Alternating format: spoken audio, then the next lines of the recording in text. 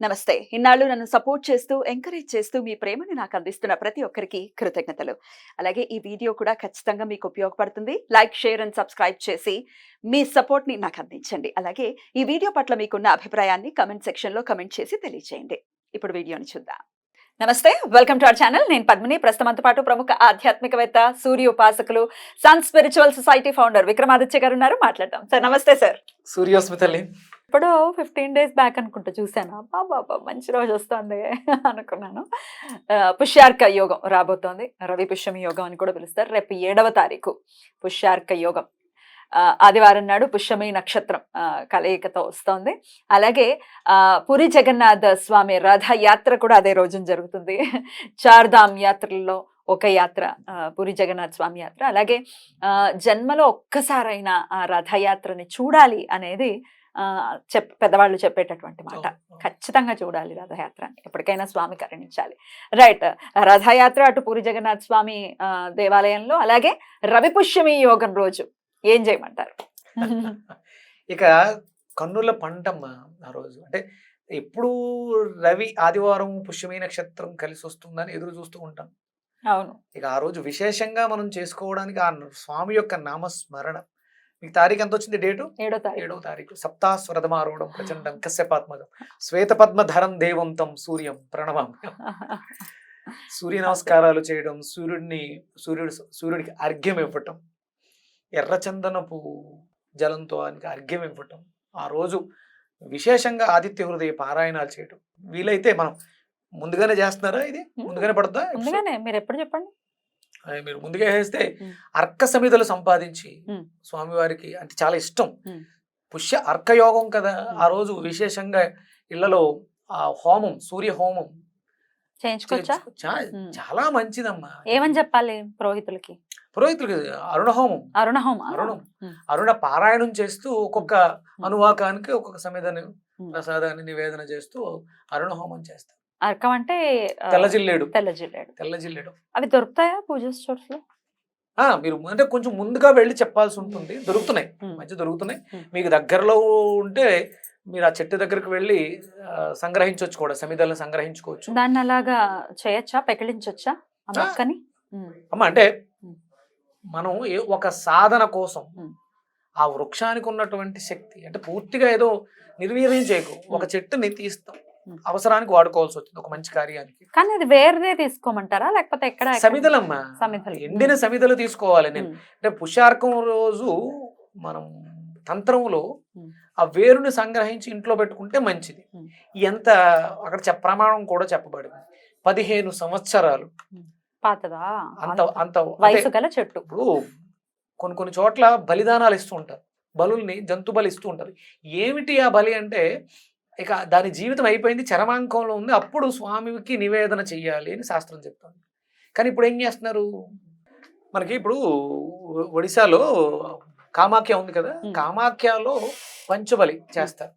ఏమిటి అక్కడ పంచబలి అంటే, దున్నపోతు, పావురం, మేక, అంటే పంచమకారాలు అని చెప్తారు. 5 మకారాలు.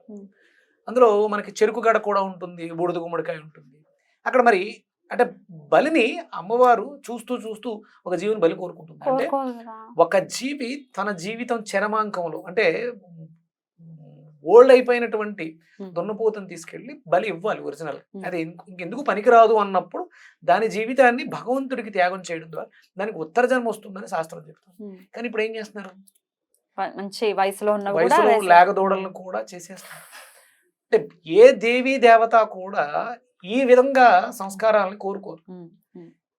ఇక్కడ కూడా మనం 15 సంవత్సరాలు వయసు చెందినటువంటి శ్వేత అర్కం ఎలా తెలుస్తుంది? పెద్దదో, చాలా పెద్దగా అయిపోయి ఉంటుంది మీకు. అంటే ఇవన్నీ ఓకే, ఇవాళ ఆ వేరును సంగ్రహించాం, ఇంటికి తీసుకెళ్ళాం, అంత నిష్ఠ, నియమము, ధర్మము నీ దగ్గర ఉన్నప్పుడు ఆ వేరు నీకు మరింత యోగ్యతని ఇస్తుంది. ఏదో వెళ్ళి తీసుకెళ్ళి ఇంట్లో పెట్టేసుకుంటే మంచిది.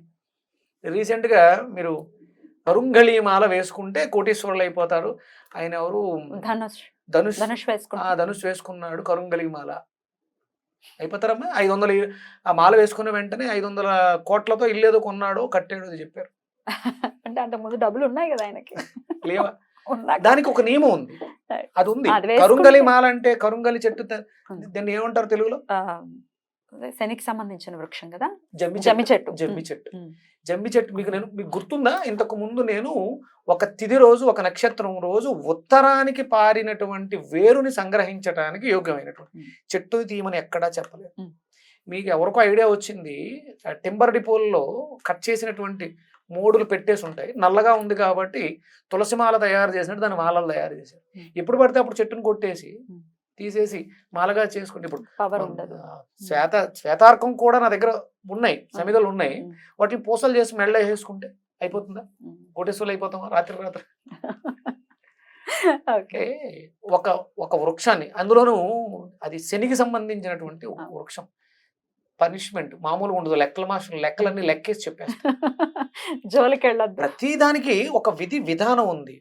నా దగ్గర ఇప్పటికీ నేను 4 సంవత్సరాల క్రితం సంగ్రహించినటువంటి కరుంగళి అంటే ఏదైతే జమ్మి చెట్టు వేరు, ఉత్తరం ముఖంగా వెళ్ళినటువంటి వేరుని ఒక ప్రత్యేక దినంలో శుచి శుభ్రతంతో భక్తి శ్రద్ధలతో నామస్మరణ చేస్తూ తీయాలి. ముందు రోజు వెళ్ళి దానికి సంస్కారం చేయాలి. అమ్మా రేపు వస్తాను అని పర్మిషన్ తీసుకోవాలి, పర్మిషన్ తీసుకొని చేయాలి. ఇంత ఉంది. ఇక్కడ శ్వేతార్కం కూడా అంతే. మనం ఆ చెట్టుని మనం నీరు పోసామా, మనం ఏం చేసాం అంటే, మనం అంత శ్రద్ధగా తెచ్చిన తర్వాత అంత శ్రద్ధగా ఇంట్లో దానికి మనం పూజా పునస్కారాలు నిర్వర్తించగలిగాం. ఒకవేళ వేరు తెచ్చుకుంటే గనక ఆ రోజు తెచ్చుకోవచ్చు. నేను ఒక ఫోటో చూపిస్తాను. ఒక ఆయన, పెద్ద ఆయన, ఒక చాలా పెద్దది, ఇంత ఇంకా పెద్దది. నేను చూడండి, ఏమిటి చెట్టు వేరు, అర్క అర్క సమిధులు చాలా పెద్దది. అంత పెద్దగా అవుతుంది అది? అంటే దాని వయసు అంత ఉంది, పలవలు ఎక్కువ ఉంటాయి, చాలా లావుగా ఉంది, స్ట్రాంగ్ గా ఉంది. ఏం చెయ్యాలో తెలియదు. ఎవరో తీయమంటే తీశారు, పక్కన పెట్టారు. దానికి సంస్కారాలు జరగట్లేదు. దయచేసి ఎక్కడి నుంచి తీసేయండి సార్, దానికి చేయాల్సిన విధులు ఉంటాయి. ఎవరు పడితే వాళ్ళు తీసేసి పెట్టేసుకుంటే లాభం కన్నా నష్టం ఎక్కువ ఉంటుంది దాని ప్రభావం. అందుకని ఏంటంటే ఇలాంటి వాటికి వెళ్ళకండి. పూజా స్టోర్స్ లో చక్కగా దొరుకుతాయి మనకి సమిధులు అంటే ఎండిపోయిన కట్టెలు. మీరు చెట్లను వెతుక్కోండి. ఇప్పుడు కాకపోతే రేపొద్దట మళ్ళీ ఇంకొకసారి ఆదివారం పుష్యమి నక్షత్రం వస్తుంది. అలా కాకపోయినా ఆదివారం రవికి చెయ్యాలి అనుకున్నప్పుడు, మీరు రవి హోమం ఎప్పుడు చెయ్యాలనుకున్నా మీకు సమిధలు తెల్ల జిల్లేడు సమిధలే ఎప్పుడు చేసుకున్నా పర్లేదు. అది ప్రతి ఆదివారం కూడా చేసుకోవచ్చు. విశేషంగా పుష్యమి ఆదివారం వచ్చినప్పుడు, ఇప్పుడు ఇది మనకి నవరాత్రుల్లో కూడా ఉంది. వారాహి నవరాత్రుల్లో 2వ రోజు మనం వస్తుంది. ఇక ఇంకా విశేషంగా ఉంటుంది. ఆ వారాహి అమ్మవారిని సూర్యమండలంలో చూస్తూ ఆదిత్య హృదయాన్ని, వారాహి అమ్మవారి మంత్రాన్ని అనుసంధానం చేయండి. సూర్య అష్టోత్తరం ఒకసారి, వారాహి అష్టోత్తరం ఒకసారి చదవండి, సంపుటీకరణ చేయండి. ఇటు వారాహి అమ్మవారిది నవరాత్రుల్లో 2వ రోజు పూర్తవుతుంది. సూర్యనారాయణమూర్తి అనుగ్రహం పరిపూర్ణంగా లభిస్తుంది. ఎందుకంటే చాలా సింపుల్ గా అగస్త్యులు మనకు అందించినటువంటి ఆదిత్య హృదయ స్తోత్రాన్ని పారాయణం విశేషంగా చేయండి. దగ్గరలో తెల్ల జిల్లేడు చెట్టు వేరుంటే, తెల్ల జిల్లేడు చెట్టు ఉంటే ముందు రోజు వెళ్ళి దాని చుట్టూ శుభ్రం చేసి ఆవు పేడతో కల్లాపి చల్లి ఆ చెట్టు మొదలకి పసుపు కుంకుమ రాసి శుభ్రంగా జాగ్రత్తగా కంట్లో ఆ పాలు పడకుండా చూసుకుని ఆ చెట్టుని ఆ సూర్యుడిగా, ప్రత్యక్ష సూర్యుడిగా, ఆ స్వామి దగ్గరికి మనం ఎలాగో వెళ్ళలేం, ఆయన తాపాన్ని మనం తట్టుకోలేం. ఇక్కడ ఈ వృక్ష రూపంలో దర్శిస్తూ దానికి అష్టోత్తరం చదవండి, దాని చుట్టూని ప్రదక్షిణ చేయండి. అద్భుతంగా మన శరీరాల్లో ఆరాలో విపరీతమైనటువంటి సూర్య ప్రాణ పెరుగుతుంది. సూర్యుడి యొక్క పవర్ పెరిగిందంటే ఇంకా మనకి రావాల్సిన పేరు ప్రఖ్యాతలు, ఆరోగ్యం. అంటే ఇప్పుడు ఆరోగ్యమే మహాభాగ్యం, ఆరోగ్యం భాస్కరాది. ఖచ్చితంగా ఆయన కేవలం ఒక ఆరోగ్యాన్నే కాదు, ఐశ్వర్యాన్ని కూడా ఇవ్వగలిగినటువంటి శక్తి కలిగిన వాడు సూర్యనారాయణమూర్తి. ఆయన హిరణ్య గర్భుడు. గోమాత ఏమిస్తుందమ్మా మనకి? గోమాత ఏమిస్తుంది? గో ధూళి ద్వారా ఏమొస్తుంది? ప్రకృతి అంతా పరవశిస్తుంది. ఆయన గోపతి, అంటే సూర్యుని ఆరాధించడం ద్వారా గోవు ఏదైతే ఇస్తుందో అవన్నీ పొందొచ్చు. మళ్ళీ గో సంతతిని పెంచుకోవచ్చు. సో డే మొత్తం ఉంది రవి పుష్యమి యోగం. రవి పుష్యమి యోగం అంటేనంటే మీరు ఎలాగో ఆధ్యాత్మికంగా ఏం చేసుకోవచ్చు, పూజా పునస్కారాలకు సంబంధించి ఏం చేసుకోవచ్చో చెప్పారు. ఇది కాకుండా ఇంకా ఏమైనా విలువైన వస్తువుల్ని సేకరించడానికి కూడా ఇది ఈ రోజు చాలా అమోఘమైనటువంటి రోజు అని కూడా చెప్తుంది. వాటి గురించి కూడా ఒకసారి. ఉత్తరేణి సమిధల్ని సంపాదించుకోవచ్చు. ఉత్తరేణి చాలా బాగుంటుంది. ఉత్తరేణి అంటే మనకి వినాయక చవితి రోజు స్వామివారికి పత్రాల్లో వస్తుంది ఉత్తరేణి, ఒక పత్రం. ఉత్తరేణి దాన్ని అపామార్గ అంటారు. అంటే మార్గము బాలేని స్థితులలో మనల్ని మార్గం వైపు నడిపిస్తుంది. ఎక్కడ దొరుకుతాయి సార్ ఇవి? మీరు నేను ఫోటో పెడతాను, ఆ ఫోటో కూడా పెట్టండి. పెడతాం. మీకు ఒక కంకులు పైకి వచ్చి బియ్యంలా ఉంటాయి. ఓకే. మనం నడిచి వెళ్తూ ఉంటే బట్టలు పట్టుకుంటాయి అవి. ఉత్తరేణి. అవును, అదేనా? ఆకులు వెడల్పుగా మందంగా గరుగ్గా ఉంటాయి. ఇది రవిశక్తిని అత్యధికంగా కలిగి ఉన్నటువంటి సమిధ. అంటే ఇది తెచ్చుకుని ఏం చేసుకోవాలి? శుభ్రంగా ఆ మొత్తం కడిగి బొట్టు పెట్టి స్వామివారు మన దగ్గర ఉన్నారని చెప్పేసి అని ఇంట్లో ఉంచుకోండి. దేవుడి గదిలో పెట్టుకోవచ్చు. ఆ వేరుని మనం చదువుకునే పిల్లలకి భుజానికి కడితే చదువు బాగా వస్తుంది. ఉత్తరేణి వేరు విద్యకి బాగా అద్భుతంగా, అంటే అధిదేవత సూర్యనారాయణమూర్తి, ప్రత్యతి దేవత బుధుడు, విద్యాకారకుడు విష్ణుమూర్తి. మీకు ఉత్తరేణి గింజలు ఒకరోజు పాలల్లో వండుకుని తింటే ఒక 3-4 రోజులు మీకు ఆకలి ఉండదు, అంత శక్తి. ఇక ఆ వేరు మన ఇంట్లో ఉంటే, లేదు దాన్ని ఇంకొక రకంగా కూడా వాడుకోవచ్చు. శుభ్రంగా 4-5 మొక్కలు తీసుకొచ్చి దంచి శుభ్రంగా పొడి చేసుకుని దంతధావనం చేస్తే యశోవృద్ధి. అంటే కేవలం పళ్ళు తొంగుకోండి, క్యావిటీలు, పుచ్చిపళ్ళు ఇవి చెప్తుంటాం. మీ పేస్ట్లో ఉప్పు పప్పు ఇవన్నీ మాట్లాడుతుంటాం. కానీ దంతధావనానికి ఒక శాస్త్రం అది. కేవలం పళ్ళు శుభ్రం చేసుకోవడం కాదు, మీ జీవన గమనం, ద్వితీయ స్థానం కదా, వాక్కు, ధనస్థానం, కుటుంబ స్థానం, రిలేషన్స్ బాగుంటాయి. అంటే దంతధావనం చేయటం అనేది అపామార్గాతో చేస్తే మార్గాలు సుగమం చేసి మీ జీవితాన్ని, మీ గమ్యాన్ని మీకు శుభ్రంగా సుగమం చేస్తుంది. బ్యూటిఫుల్ అపామార్గ. ఇది కూడా అలా ఈ సమిధాన్ని కూడా తెచ్చుకోవచ్చు. అసలు మామూలుగా పూజా స్టోర్స్ లో దొరుకుతాయి అడిగితే? ఆయుర్వేదిక్ లో మీకు అపామార్గ చూర్ణం అని దొరుకుతుంది. ఆ రోజు తీసుకొచ్చి వెండి గిన్నెలో వేసుకుని ఆ రోజు పూజ చేసి ఆ రోజు నుంచి వాడుకోండి. అమ్మ, మా వాక్కు ఫలించేలా, మా వాక్కు శుద్ధి అయ్యేలా, నోరు శుద్ధి అవ్వాలి. విపరీతంగా అడ్డమైనవి తింటూ ఉంటాం కాబట్టి, డస్ట్బిన్ చేసాం కాబట్టి, అంటే ప్రతిరోజు కర్మలు చేస్తాం మనకు. అందుకనే సంధ్యావందనంలో ఉంటుంది, యద్రాత్ర్యాత్ కృతే పాపం తద్రాత్ర్యాత్ ప్రతిముచ్యతే అని శ్లోకం. ఏ రాత్రి చేసిన పాపం ఆ పొద్దున్న ప్రక్షాళన మనకి హిందూ సాంప్రదాయంలో ఉంది. వారం అంతా పాపాలు చేసి వారం చివరిలో ఏడవటం కాదు. వారం అంతా పాపాలు చేసి వారం చివరిలో ఏడుస్తుంటారు వాళ్ళు. మన హిందూ ధర్మంలో అది కాదు. ఒకవేళ అంటే చెయ్యాల్సి వచ్చింది, ఏదో కావాలని పని కట్టుకుని తప్పులు చేసి పాపాలు క్షమించే భగవంతుడు అంటే కాదు.